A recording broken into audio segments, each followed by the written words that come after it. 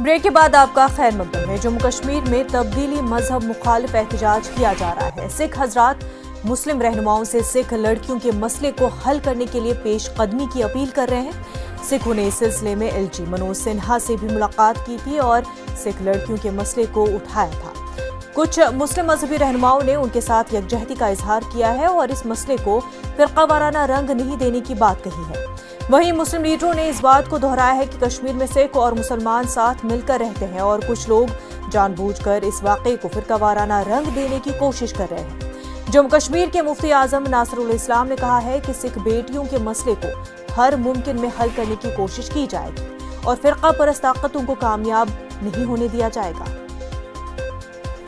میرے ساتھ وادی اور وادی سے باہر کے کچھ مقتدر ساتھیوں دوستوں جن کا تعلق ہماری سکھ برادری سے ہے، ان کے ساتھ گفت و شنید کا موقع ملا۔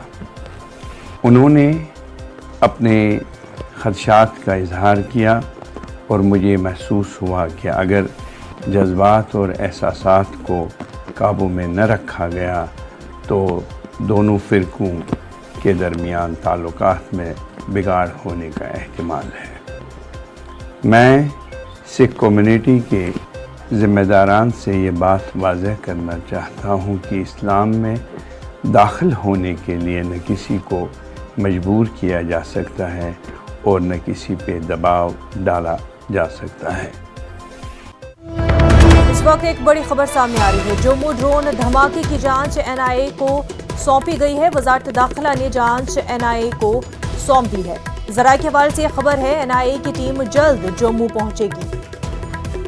بڑی خبر اس وقت کی آپ کو بتا رہے ہیں، جموں ڈرون دھماکے کی جانچ اب این آئی اے کو سونپ دی گئی ہے۔ وزارت داخلہ نے جانچ این آئی اے کو سونپ دی ہے۔ این آئی اے کی ٹیم جلد جموں پہنچے گی۔